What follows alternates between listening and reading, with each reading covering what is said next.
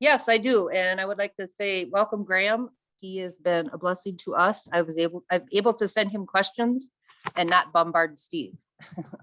So that's been great. He's a great asset to the organization, and I'm very excited to have it. Just a couple of things I have. Good news, including myself, we now have 6 trainers with Matt. I've been forwarding emails and phone calls to them.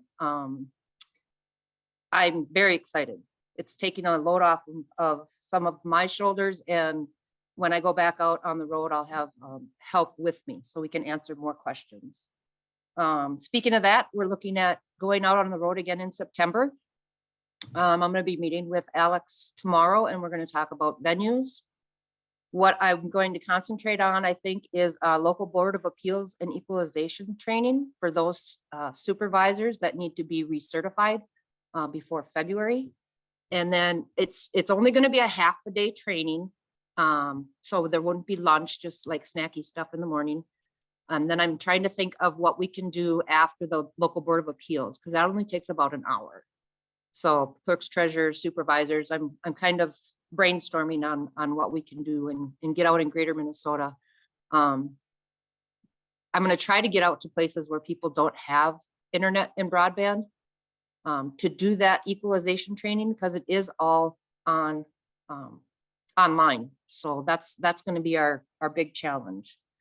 Elections coming up, primary elections, general elections. I've been getting messages from clerks saying that their county auditor is telling them to go to the MAT clerk election trainings. MAT is not offering clerk election trainings. That is supposed to be through your county. So talk to your county. That is their job to get new clerks trained for elections. We're looking at doing more trainings at the MAT office as well. I'd like to do that like every other week or so. Get people down in that central Minnesota and that central location and get some more trainings right in our office. Election judge pay.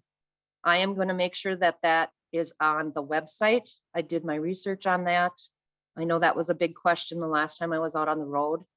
So I have put a form together on election judge pay and how to do that. If it's not on the website now, I will get something to Kristen so she can put it on the website. Other than that, it's been pretty quiet. I know there's still people struggling with doing their project and expenditure report for the ARPA funds. Jeff and I believe, are going to be meeting with some NATAP people, and it's like a resource group or something to talk about how that whole process went and how we can make it better. I promised Jeff that if he invited me to the meeting, I would be nice. I won't swear. So we're going to try to get that too. I do pretty good. Yes, you do. I might have a bloody cheek by the end of it, but I do pretty good. And on that line, as far as the ARPA and the SAM.gov, Nicole has been doing a lot of research. She's one of our trainers on the SAM.gov, and she's putting something together. But I've asked her to maybe just give us a brief overview of what she's found and when we can get that information out to the officers. Nicole? Good morning. Can you hear me? Yes, okay, we can. Great. If you hear a little baby in the background, just ignore it. So yes, brief. SAM.gov, as of April 4th, has a new validation system. And what that means for townships is that they are going to need to answer a few different questions. It's going to look different when they go to renew their SAM.gov entity registration, which means your township registration.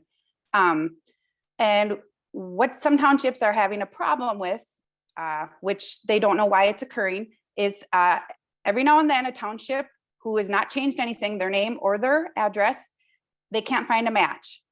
They're really sorry about this. They don't know why it's happening, but it does happen ever so often. So your township is there for whatever reason, their new system wasn't able to find it at that time. And they do need you to validate it, which means all you need to do is provide, continue to answer the questions. It will not affect completing your registration. And then you do need to attach something that has your township name and address on it. If you have a physical town hall, it'd be your physical address. Usually a utility bill will suffice. If you don't have a physical location for your town hall, then usually wherever the information is going to at that time will work. If it's a personal mailing address, that's fine. And from there, let's see, excuse me, sorry about that. From there, it will be more of a completing the same way that you did it previous years. So you shouldn't have any problems answering those questions. Is basically just verifying the information that they have on file for you. For those that are new, you will need to provide that information. Now, I know that a lot of people have had questions. They have some new questions on there about date of incorporation, and that we do not have. And I do have some, a statement that you can provide that will hopefully suffice for what they're looking for in regards to that information. I did finalize all of these instructions yesterday with sam.gov. I also have some good articles that they can provide for assistance. Now, FSD cannot answer any questions about your validation process because they don't communicate apparently with that system. So, or with that team, I should say. So when you're calling FSD, what they can help townships with right now is what process to use for renewal because of the different process, and or what process to use for registering a township if you are new to sam.gov. You can look up your own incident report on fsd.org, and all you need to do is use your login.gov information to get onto that portal, and you can look at your incident and where it's at, what state it's in, if it's new, if it's pending, if it's closed, which is also going to be at my last item that I'm going to discuss. If you do have an incident where you have to open up a case, if the validation team needs to reach you, they're going to email you at that address. Now, I recommend you checking your email every day. I know that that's hard for some people, but check it every day, because if they do request any further information from you, they only give you a 3-day turnaround, which is really short. And if you don't respond within that 3-day turnaround, your case might get closed. And then you're going to have to start all over again. And I really apologize for anybody that has already happened to. I didn't know about this until this last week. So that's something new. And they're not really sure why they have such a short turnaround, but that's this new validation system. That's where it's at right now. You can definitely contact me or any of the other trainers. I will be emailing out the instructions for how to renew and for registering an entity today. And we can try to assist you as best we can. If you have questions about the questions on those forms that you're completing, contact us, because we're the only ones that can really provide that information to you. FSD won't know how to answer those questions for our townships. So other than that, that's that. And we will get through this. Just another reminder, it will not affect your reporting process on the Treasury's reporting portal, and it will not affect receiving your funds. So those two things, you can rest assured that we will get through all of this reporting and all of this renewal through sam.gov. And we'll be thankful that we did at the end. So that's it. Thank you, Nicole. Nicole really did a lot of research on this, and I'm very, very appreciative, so that we can get townships get them the information we need. So thank you so much, Nicole, for all you did to get this together.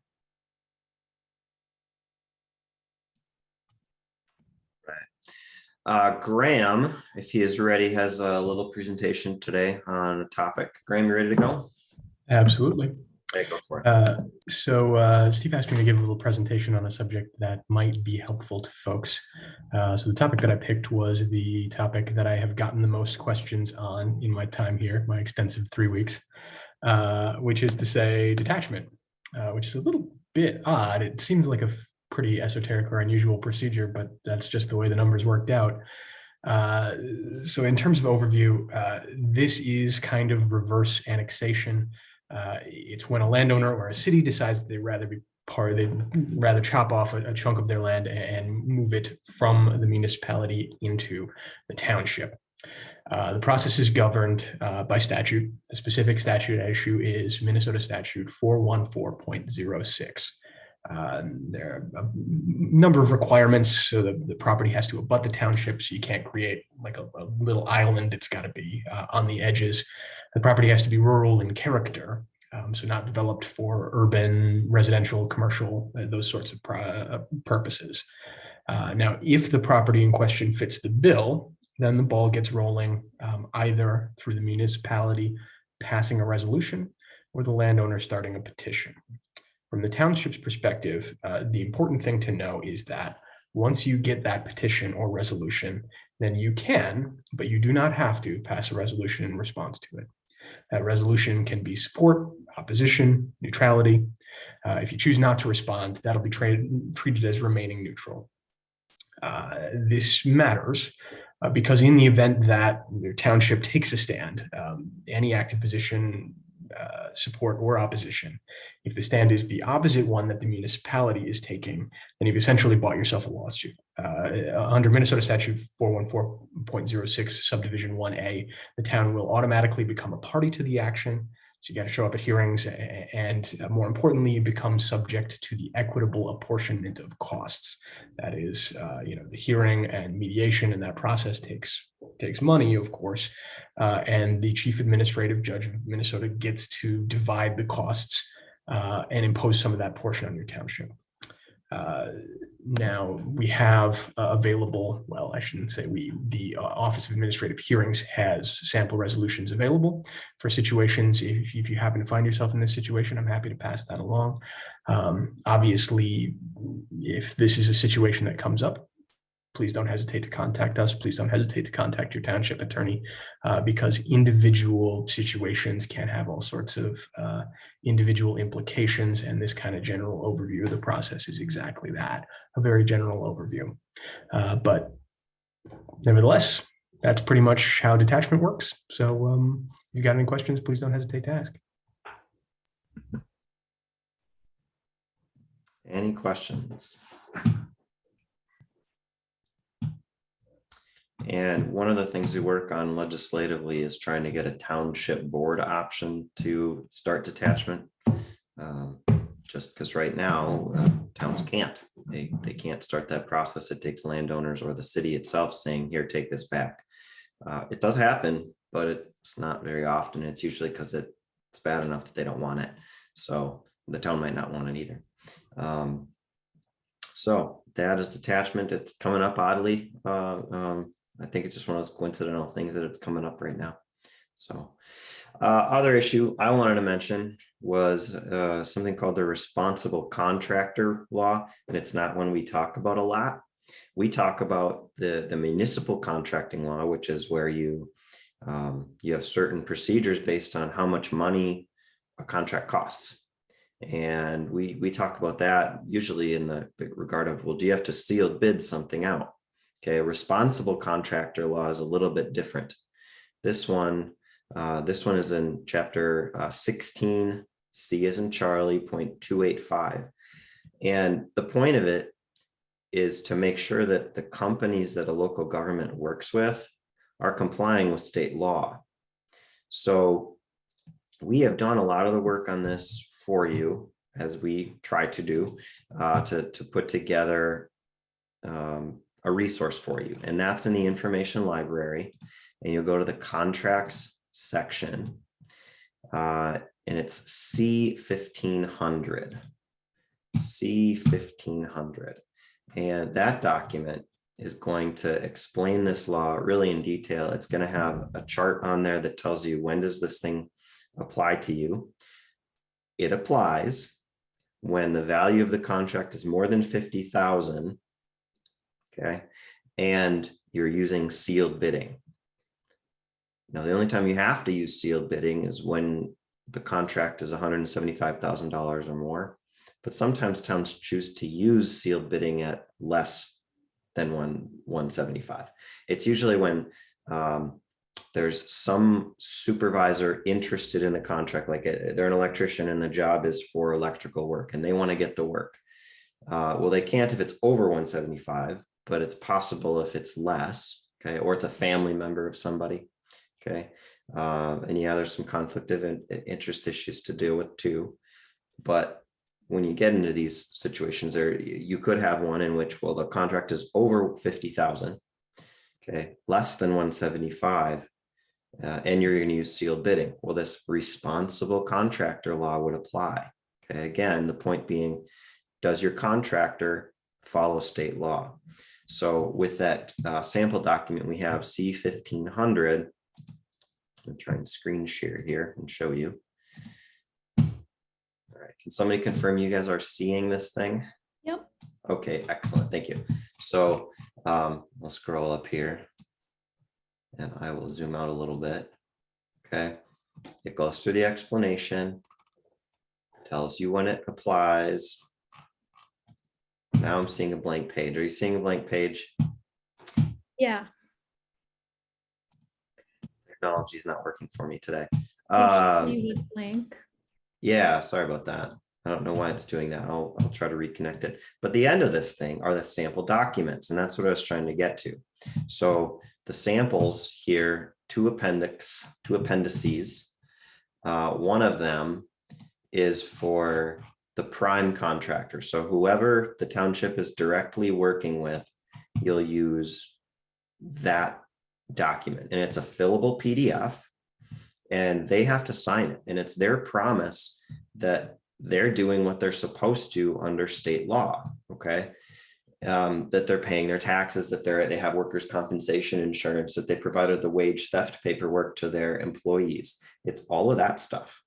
And what we're just getting is this is really for the Department of Labor, okay, and Department of Employment, that these contractors are saying we did all the things right that we're supposed to do, okay, and that's what this thing says. So for you, it's relatively easy because you're just giving them a form and saying it's over 50,000 and it's sealed bid. You must sign this or we can't give you the job. All right. If they balk at it and don't want to sign it, yeah, you might have a problem. You might have to, now they're not actually bidding you. If you have a second choice, you go to that. There's really no way around this though, if the contract's more than 50,000 and there was sealed bidding involved. Okay. The other appendix here, Appendix B, is for a subcontractor. So your prime contractor is the one the township is working with directly. Okay. A subcontractor is somebody that prime contractor wants to work with. And in that case, we have this thing that the subcontractor has to do. Okay. So we don't talk about these a lot. They're out there. They are something we're supposed to do. And again, we've done the work for you. So if you have, if you do some contracting and you have a packet, I like a packet approach. Here's the things that I need when I contract. I need the written contract, really, really important. And there's a sample for that. I need to know what the municipal contracting law says and whatever the procedure is. If I have notices, well, what do my sample notices look like? Okay, that's in your packet. The responsible contractor forms should be in that packet. Okay, so whenever you contract, you pull these things out and you think, oh yeah, I got to give that to this person. Okay, so if you haven't looked at them, take a look. Information Library Contract Section C-1500. Okay, it's there. As far as all the things we do, it's simple. It's way easier than sam.gov. Okay. All it is a signature. Keep it on file. If the Department of Labor harasses you, you give it to them. And that's all I got to do with it. Any questions on this? None. Okay. All right. Questions on things you guys care about, which maybe was nothing we talked about today. Steve, I just wanted to mention too that we will have trainers at the district meetings. Yes. I will not be available the first 4 meetings, but I'm planning on trying to get out there for the rest of them. So we'll be there for any questions anybody may have. Okay, good. So we'll have a fair amount of staff at these things between executive director, attorney, a trainer, and then Heather with the insurance.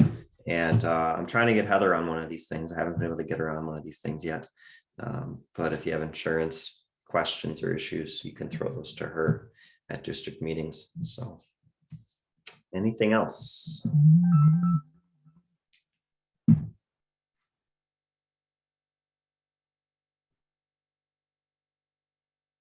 I'm hearing nothing. It's a quiet day. No problems. Okay, we've answered them all. All right. Can take off for the day. I'm just kidding. All right. Well, thanks everybody for joining us. And next one should be first Tuesday of August. And look forward to seeing everybody then.